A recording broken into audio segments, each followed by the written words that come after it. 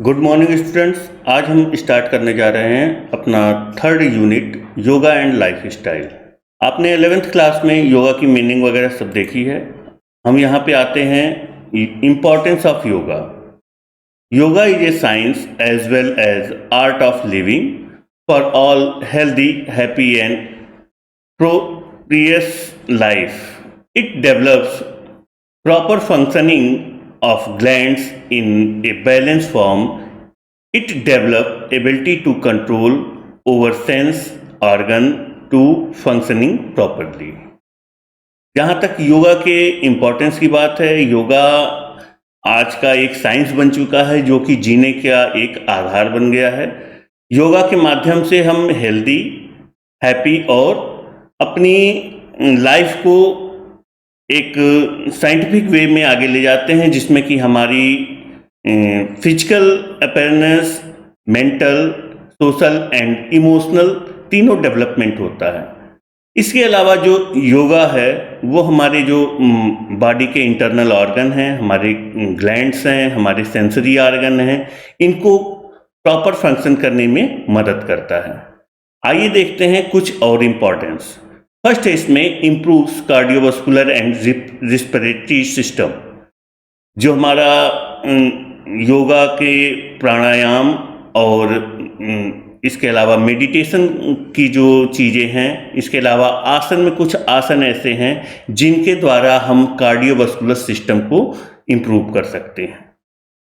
कुछ हार्ट से रिलेटेड जो कार्डियक प्रॉब्लम्स होती हैं उनसे हम इनके द्वारा बच सकते हैं। साथ ही जो प्राणायाम होते हैं जिसमें कि इनहेल, एक्सेल और होल्डिंग द ब्रीथ का सिस्टम होता है, जिसको कि अगर हिंदी में रेचक, पूरक और कुंभक 3 क्रियाएं बताई जाती हैं, जिसके द्वारा कि हम अपने लंग्स, डायफ्राम से एयर को निकालना और अपने लंग्स को प्रॉपरली हेल्दी बनाना, इसके द्वारा हम कर सकते हैं। सेकंड है इसमें कंट्रोल ओवर सेंस ऑर्गन्स। हमारे जो 5 सेंसरी ऑर्गन हैं इनके ऊपर हमारे माइंड का कंट्रोल होता है, जिसके द्वारा हम किसी भी अपने सेंसरी ऑर्गन का अच्छी तरीके से उपयोग कर सकते हैं। थर्ड इसमें डेवलप कंसंट्रेशन। योगा में प्राणायाम, मेडिटेशन और यौगिक क्रियाएं ऐसे हैं जिनके द्वारा हम अपनी कंसंट्रेशन पावर को इम्प्रूव कर सकते हैं, जिसमें कि पहले त्राटक के द्वारा हम किसी भी एक पर्टिकुलर पॉइंट पे ध्यान केंद्रित करना, मेडिटेशन के द्वारा ध्यान लगाना, अपने सांस के ऊपर ध्यान रखना, जिसके द्वारा हमारा कंसंट्रेशन पावर बढ़ता है। ये आपकी जो लर्निंग लाइफ है या स्टूडेंट लाइफ है, इसमें बहुत ही इंपॉर्टेंट रोल अदा करता है। फोर्थ इसमें proper functioning of digestive system. जो हम भोजन लेते हैं उसको अच्छी तरह से पचाने के लिए कई तरह के योगासन ऐसे हैं और प्राणायाम के द्वारा हम अपने डाइजेस्टिव सिस्टम को इम्प्रूव कर सकते हैं। और इसके बाद देखते हैं good posture and toning of body muscles. Yoga के आसन के परफॉर्मेंस के द्वारा हम अपने पोस्चरल जो डिफॉर्मिटीज हैं उनको इम्प्रूव कर सकते हैं, जिसमें लॉर्डोसिस, स्कैलियोसिस, काइफोसिस, लेग डिफॉर्मिटीज में नॉक नी, बो लेग एंड फ्लैट फुट, कुछ ऐसे पोस्चरल डिफॉर्मिटीज हैं जिनको हम दूर कर सकते हैं आसनों के माध्यम से। इसके अलावा टोनिंग ऑफ बॉडी मसल्स को टोन करना या किसी भी काम के लिए उसको उपयोग में लाने लायक बनाना या उसमें जो ब्लड सर्कुलेशन है उसको इम्प्रूव करने के लिए ये आसन हमारी मदद करते हैं। लास्ट पॉइंट इसमें देखते हैं relieves stress and tension. Yoga के द्वारा, ध्यान के द्वारा हम जो स्ट्रेस और टेंशन का हमारे माइंड पे प्रेशर होता है उसको हम योगा के माध्यम से दूर कर सकते हैं। यहाँ पे योगा के जो 4 पार्ट दिखाए गए हैं, जिसमें फिजिकल में कुछ पार्ट हैं, increase flexibility, increase the efficiency of heart and lungs, develop of muscles, अपने मसल्स को डेवलप करना, correct posture of body, beautification of body, prevent from disease. Physical purity. Social development पे हम देखें तो develop social qualities, social qualities के द्वारा योगा के माध्यम से अपनी सोशल क्वालिटीज को हम डेवलप कर सकते हैं। एंड सेकंड है इसमें डेवलप सोशल रिलेशन। इसके अलावा मेंटल जो इसका इम्पोर्टेंस है, फर्स्ट है reduce mental tension, provide relaxation, develop concentration power, increase memory power, increase will power. इसके अलावा इसमें एक और पार्ट है spiritual, spiritual development through asana, increase meditation power and increase moral values. ठीक, इसके आगे देखते हैं हम आसना एज प्रिवेंटिव मेजर्स, जो कि आसन हमारे अष्टांग योग बोला जाता है, जिसमें कि योगा के 8 पार्ट हैं। उसमें यम और नियम के बाद आसन आता है, जो कि जो भी हमारे डेली लाइफ रूटीन में या डेली लाइफ में जो भी हम मूवमेंट करते हैं वो किसी न किसी प्रकार का एक आसन होता है। यहाँ पे जैसे इसकी मीनिंग देखें थोड़ा, asana is third step of yoga. Asan are slow stretching activity in which holding a body posture bring stability of body and pose to mind. यहाँ पे ये बताया गया कि आसन एक ऐसी प्रक्रिया है या ऐसी क्रिया है जो कि स्लो स्ट्रेचिंग के द्वारा की जाती है। वहाँ पे होल्डिंग, जिसमें कि आपकी बॉडी के अंदर एक स्टेबिलिटी आ जाए, और ये कई क्रियाएं ऐसी होती हैं, किसी में ब्रीथ को अंदर लेना है और बाहर छोड़ना है। जैसे सूर्य नमस्कार 12 स्टेप होते हैं, हर स्टेप में अलग अलग उसके प्राणायाम के पोजीशन होते हैं। तो उसमें एक स्टेप में हमको ब्रीथ को इनहेल करना है, सेकंड स्टेप में एक्सेल करना है। अब यहाँ पे देखते हैं कि आसन के कौन कौन से पार्ट हैं। फर्स्ट इसमें है कल्चरल आसन। कल्चरल आसन जो कि हमारी बॉडी को फिटनेस प्रोवाइड करता है, जिसमें कि 3 तरह के आसन होते हैं। लेइंग यानी लेटे हुए पोजीशन में, जिसमें कि 2 पार्ट होते हैं, एक सुपाइन पोजीशन, एक प्रोन पोजीशन, जिसमें कि एक में पेट के बल लेटना है, एक में पीठ के बल लेटना है।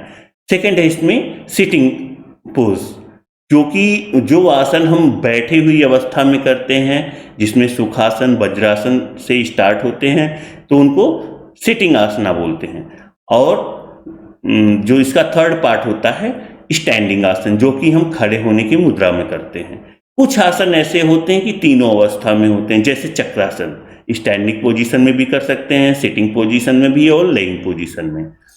अब से देखते हैं आसन का सेकंड पार्ट, मेडिटेटिव एंड रिलैक्सेटिव आसन। ये होते हैं इंप्रूविंग मेंटल एक्टिविटीज, जिसमें कि आपको मेडिटेशन मिलेगा, जो कि आपके माइंड को रिलैक्स करता है। ध्यान की अवस्था मिलेगी, जो कि आपकी माइंड को रिलैक्स करता है। और थर्ड पार्ट इसका देखते हैं थेरेपेटिक आसन।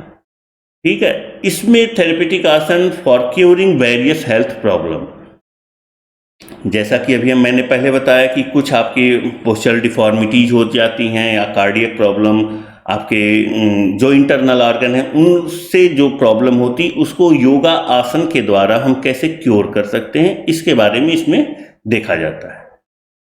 अब आसन एज ए प्रिवेंटिव मेजर्स देखते हैं। फर्स्ट है इसमें ऑर्थोपेडिक रिलेटेड, जो आपके हड्डियों से रिलेटेड, कुछ हड्डियां टेढ़ी हो गई या हड्डियों में स्ट्रेंथ लाना है, आपका जस्ट फ्रैक्चर हुआ उसके बाद उसमें स्ट्रेंथ लाना है, तो कुछ ऐसे आसन होते हैं जिसमें कि हम अपनी बोन्स को स्ट्रेंथ प्रोवाइड कर सकते हैं। सेकंड इसमें डाइट रिलेटेड, इसके पहले हमने बताया था डाइट यानी डाइजेस्टिव सिस्टम से रिलेटेड जो भी प्रॉब्लम आती है उसको हम आसनों के माध्यम से दूर कर सकते हैं। थर्ड इसमें कंसंट्रेशन रिलेटेड, आपके जो एकाग्रता है उससे रिलेटेड जो होते हैं उनको हम आसन के द्वारा प्रदर्शित करते हैं। फोर्थ है इसमें इम्यूनिटी रिलेटेड, जो आपके इंटरनल ऑर्गन है, लंग्स, कार्डियक, इसके अलावा जो आपका डायफ्राम है, जितने ग्लैंड्स हैं, इनसे रिलेटेड जो भी प्रॉब्लम आती है इसको आसनों के माध्यम से हम दूर करते हैं। सिक्स्थ है इसमें न्यूरोमस्कुलर रिलेटेड, न्यूरोमस्कुलर जिसमें कि सीएनएस से रिलेटेड जो भी इंफॉर्मेशन आपके बॉडी से माइंड को जाती है, माइंड से उसका जो अपोजिट रिएक्शन आता है, उसमें जो टाइमिंग होती है उससे रिलेटेड जो इम्प्रूवमेंट होता है या डेवलपमेंट होता है वो आसनों के माध्यम से होता है। इसके बाद देखते हैं हम जो अष्टांग योग की बात हुई थी। अष्टांग योग में 8 पार्ट हैं। 8 पार्ट में फर्स्ट पार्ट इसमें यमा बोला जाता है। यमा यानी कि आपका एक्सटर्नल डिसिप्लिन, अगर इसको शॉर्ट भाषा में ले तो यमा यानी कि एक्सटर्नल डिसिप्लिन जो कि आपके आउटर बिहेवियर से रिलेटेड होता है। सेकंड है नियमा। नियमा यानी कि सेकंड स्टेप है इसमें इंटरनल डिसिप्लिन, आपके बॉडी के अंदर जो भी ऑर्गन्स है या आपकी खुद की बॉडी जब डिसिप्लिन में होती है तो इसको नियम बोलते हैं। इसमें थर्ड पार्ट है पोस्चर, जिसके बारे में भी डिस्कशन हुआ था। पोस्चर को इम्प्रूव करना या अपनी बॉडी को इम्प्रूव करना, उससे रिलेटेड पार्ट्स को इम्प्रूव करना आसनों के अंदर आता है। फोर्थ है इसमें प्राणायाम।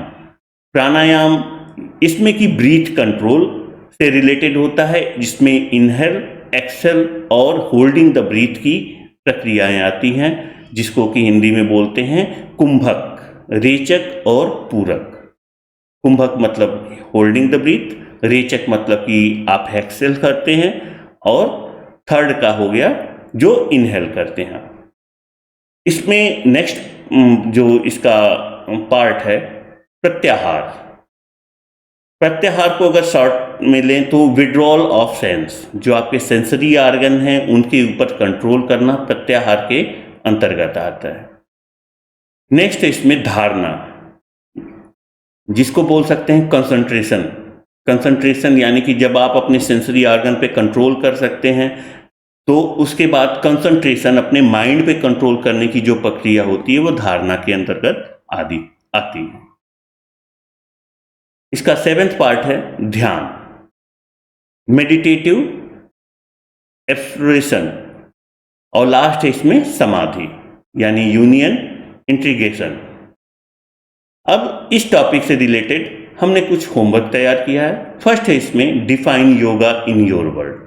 आप योगा के बारे में जो जानते हैं अपने वर्ड में लिखिए। इसकी वर्ड लिमिट नियर अबाउट 30 से 45 वर्ड की होनी चाहिए। सेकंड है list down the benefit of yoga, जो योगा के द्वारा हमें, हमारी बॉडी को या हमारी सोसाइटी को बेनिफिट होते हैं, उसका एक लिस्ट बनाना है।